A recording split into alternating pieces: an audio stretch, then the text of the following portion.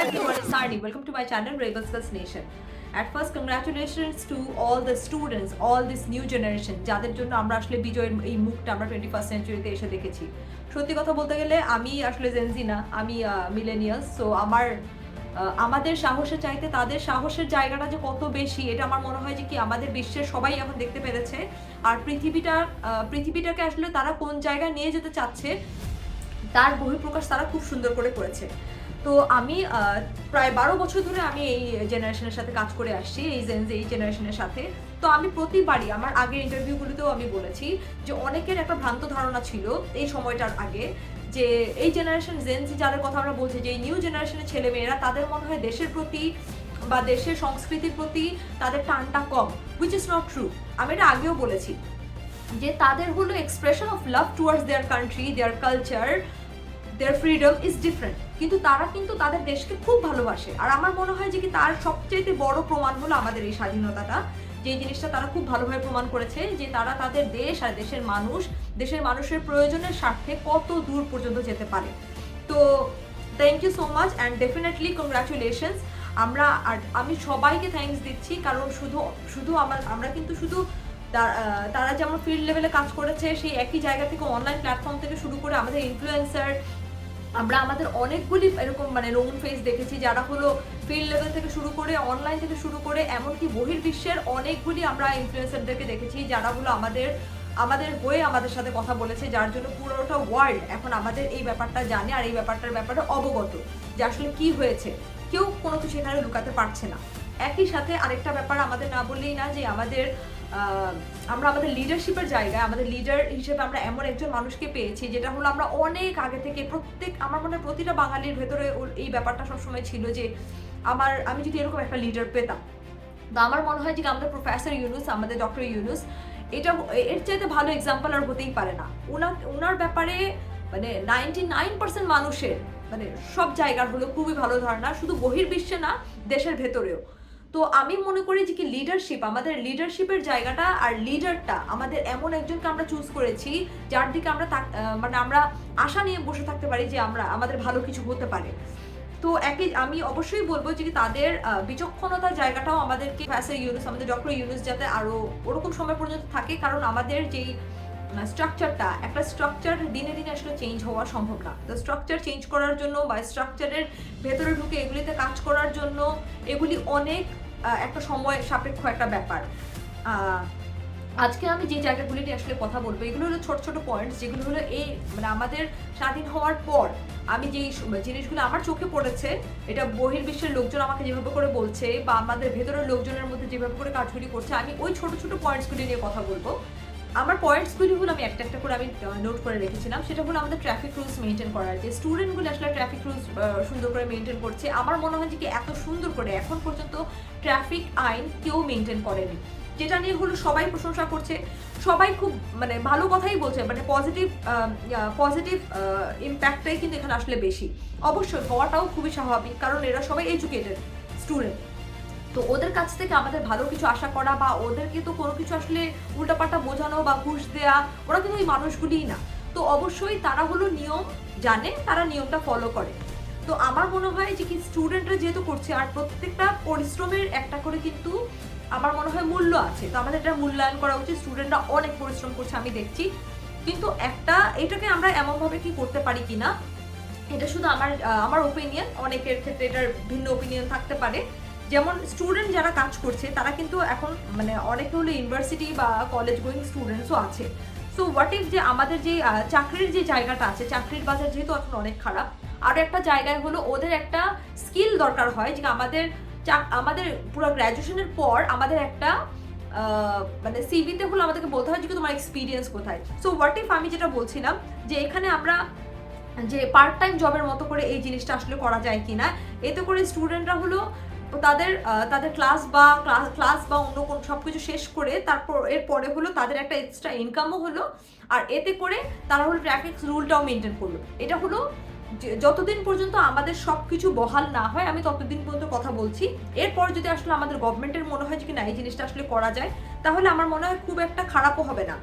Business মিনিস্ট্রির জায়গা থেকে আমি আসলে বলবো যে বিজনেসের ক্ষেত্রে আমাদের দেশের এখন আসলে বিজনেসের যাদের সাথে আসলে বিজনেস হচ্ছে খুব ভালো, সেটা হলো আমাদের চায়না, রাশিয়া, ইন্ডিয়া, ইউএসএ। তো এগুলি ছাড়াও আমরা কি অন্যান্য কান্ট্রির সাথে আমাদের বিজনেসের যে কানেকশনটা আছে, এই কানেকশনটা আমরা আরো বিল্ড করতে পারি নাকি। যেমন কাতার আছে, আরো অনেকগুলি কান্ট্রি আছে, বা মানে আরব যে কান্ট্রিগুলি আছে, যার মানে আমার মনে হয়, কারণ আমাদের হলো এক্সপোর্ট ইন্ডাস্ট্রিতে আমাদের কান্ট্রিকে আসলে ডিঙানোর মতো লোকজনের ক্ষমতা একটু খুব কমই আছে। আমরা খুবই ভালো এক্সপোর্ট ইন্ডাস্ট্রিতে, আর আমাদের ফ্যাব্রিক্স, আমাদের গার্মেন্টস ইন্ডাস্ট্রি আসলে খুবই অ্যাডভান্স। তো আমার মনে হয় যে এই গরম রাষ্ট্রগুলিতে আমরা আসলে এমন কোনো বিজনেস স্ট্র্যাটেজিতে যেতে পারি নাকি যাতে করে আমাদের বিজনেসের জায়গাটা, কারণ একটা দেশকে, একটা ডেভেলপিং কান্ট্রিকে ডেভেলপ করতে বিজনেসটা is one of the most important part. তো আমরা অন্যান্য দেশের সাথেও আমরা আমাদের মানে সম্পর্কটা, বিজনেসের জায়গাটা জোরদার করতে পারি কিনা, আমরা এটা নিয়ে যদি আমরা একটু কাজ করতে পারি সবাই নিজেদের জায়গা থেকে। কারণ আমার মনে হয় যে কি এখন আমাদের যেই টিমটা, যেই আমাদের যেই মূল মানুষগুলিকে নিয়ে আসলে গঠন করা হয়েছে সরকারের জায়গাটা, তো ওনারা এখন আমাদের কথা শুনবে, আর ওনাদের সাথে আমরা আসলে কথা বলতে পারবো। অবশ্যই ওখান থেকে হ্যাঁ আর না, তাদের পজিটিভ নেগেটিভ তাদের একটা ভিউ থাকবে, কারণ ওপিনিয়নের একটা দাম আছে। এই জিনিসটা আমার মনে হয় যে এখন আমরা বলতে পারবো। প্রথম দিকে যেই জিনিসটা আমাদের ভয় ছিল যে আমার ওপিনিয়নের কোনো দাম নেই বা আমার কথা হয়তো শুনবে না গভর্নমেন্ট। আচ্ছা, আরেকটা একই জিনিস হলো, আমি আরেকটা জিনিস যেটা বলতে চাচ্ছিলাম, যে আগের যে আমাদের প্রিভিয়াস যে কেসেসগুলি আছে সেখানে আমাদের দেখা গিয়েছে যে রোড কনস্ট্রাকশনসে বা রোড ঠিক করার ব্যাপার বলে গভর্নমেন্টের যে প্রজেক্টগুলি আছে এগুলিতে 100 থেকে 200 কোটি টাকার মতো করে হাতিয়ে নেওয়া হতো, মাঝে মাঝে কতগুলি প্রজেক্টে এর চাইতেও বেশি নেওয়া হতো। তো এই জিনিসগুলি আমরা কি এমন ভাবে করতে পারি নাকি, এর পেছনে অনেকগুলি কারণ আছে, যে একে ঘুষ দিতে হয়, ওকে ঘুষ দিতে হয়, হোয়াটএভার, এভাবে করে জিনিসগুলি আসলে গভর্নমেন্টের প্রজেক্টের টাকাগুলি অনেক বেড়ে যেত। একই সাথে আমরা দেখতে পেরেছি যে আমাদের প্রিভিয়াস যে কেসগুলি আছে ওগুলিতে আমাদের এই রোড কনস্ট্রাকশনস এগুলি হলো খুব একটা ভালো হতো না, বা এগুলিতে যে মেটেরিয়ালসগুলি ইউজ করতো এগুলি হলো খুবই মানে লো কোয়ালিটির হতো।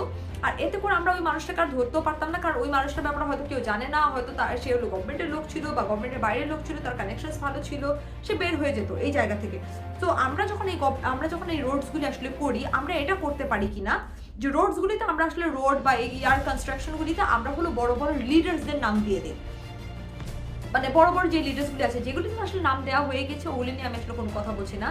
হোয়াট ইফ আমরা এটার পরিবর্তে আমরা যে কনস্ট্রাকশন কোম্পানি আসলে এই কাজগুলি করছে সেই কনস্ট্রাকশন কোম্পানির নাম আর মূল যেটার ওনার তার নাম, তার পুরো অ্যাড্রেস আর কন্ট্যাক্ট ইনফরমেশন সহ যদি আমরা ওখানে ওই রোডের পাশে এমনভাবে খোদাই করে রাখা হয় যেন প্রত্যেকটা মানুষ যারা হলো এই কনস্ট্রাকশনের কাজগুলি নিচ্ছে তারা যেন সচেতন হয় যে তার কাজের যদি কোয়ালিটি ভালো না হয় তাহলে তাকে সবাই জানবে যে কোন মানুষটা বা কোন কোম্পানি এই কাজটা করেছে, আর এর পরবর্তীতে সে অন্য কোনো কাজ আসলে পাচ্ছে না।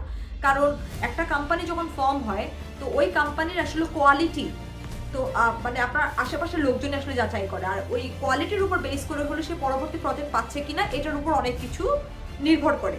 তো আমরা যদি ওই মানুষটাকে করি তাহলে সে অনেক কেয়ারফুল থাকবে, কারণ ওর নাম অন্য সবকিছু যেহেতু ওখানে লেখা আছে, আর সে তার নিজের কাজের ব্যাপারে অনেক বেশি মনোযোগী হবে। আমার মনের কাজ করানোর এটা একটা ভালো হয়ে হতে পারে, কারণ আমি এভাবে করে কাজ মানে আমি নিজে ছোটখাটো আমি একটা বিজনেস চালাই, ট্যাকটিক্সগুলি খুব কাজে দেয়। তাদেরকে যদি কোনোভাবে ওভাবে করে করা হয়, আমি জানি যে কি নিজের মনুষ্যত্ব বোধ, কিন্তু আমরা মনে হয় দেখে ফেলেছি যে কি মনুষ্যত্ব বোধ কিন্তু সবার মধ্যে আসলে কাজ করে না একইভাবে। তো পানিশমেন্ট মাঝে মাঝে অনেক ইম্পর্টেন্ট, যেটা আমাদের স্কুলে ছিল, আর আমার মনে হয় যেটা এটা হলো এখন বড় হওয়ার পরও রেপুটেশন হলো এখন সবচেয়ে বড় পানিশমেন্ট একটা যে কোনো বড় বা যে কোনো একটা এডুকেটেড বা যে কোনো একটা কোম্পানি বা অর্গানাইজেশনের জন্য।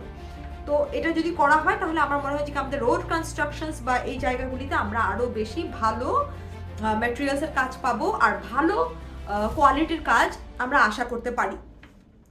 এডুকেশন হলো আমাদের আসলে এই মূল এই যে আন্দোলনটা ছিল সেটা আমাদের আসলে কোটা নিয়েছিল। আমার এটার সাথে আরো একটা ব্যাপার ছিল ইন্টারনাল ফেভারিজম। এটা আমি কেন বলেছি যে আমি নিজে ঢাকা ইউনিভার্সিটি স্টুডেন্ট, কিন্তু আমি ইউনিভার্সিটি স্টুডেন্ট থাকাকালীন আমি যে জিনিসটা জানতাম যে 2 বছর যদি পর পর একই ইয়ারে কেউ পাশ করতে না পারে তাহলে তার স্টুডেন্টশিপ বাতিল হয়ে যায়। আমি আবার রিপিট করছি, আমি যদি ভুল করি তাহলে আমাকে আপনারা ঠিক করে দিবেন। আমি স্টুডেন্ট থাকাকালীনই এই ব্যাপারটা হয়েছিল যে একজন যদি একই ইয়ারে সে 2বার ফেল করে তাহলে হলো তাকে তার স্টুডেন্টশিপ বাতিল হয়ে যাবে। কিন্তু আমরা আমাদের বিগত এই এই প্রোটেস্টের টাইম আমরা অনেকেই দেখেছি যে অনেকেই ঢাকা ইউনিভার্সিটির স্টুডেন্ট থাকাকালীন সময়ও তারা একই ইয়ারে হলো অনেকবার ফেল করেছে, কিন্তু স্টিল তারা ওখানে স্টুডেন্ট ছিল আর তারা ওখান থেকে কোনোভাবে সে টেনে পাস করে বের হয়েছে। তো এটা হলো আসলে ইন্টারনাল ফেভারিজম যদি না হতো, নেপোটিজম যদি না থাকতো, তাহলে কোনোভাবেই এটা সম্ভব ছিল না। কারণ আমাদের মতো সাধারণ শিক্ষার্থীদের পক্ষে, যাদেরকে আসলে আমাদের মানে আমাদের মতো সাধারণ শিক্ষার্থী যাদের আসলে কোনো কোটা বা কেউ নেই বা এরকম কোনো রিলেটিভ নেই, যাদেরকে আসলে নিজের কষ্ট করেই আসলে মেধা বলবো না, নিজের কষ্ট দিয়ে আসলে ওই জায়গায় জায়গা করে নিতে হয় প্রত্যেকটা জায়গায়, যাদেরকে হলো আসলে রাজাকার আসলে বলা হয়েছিল।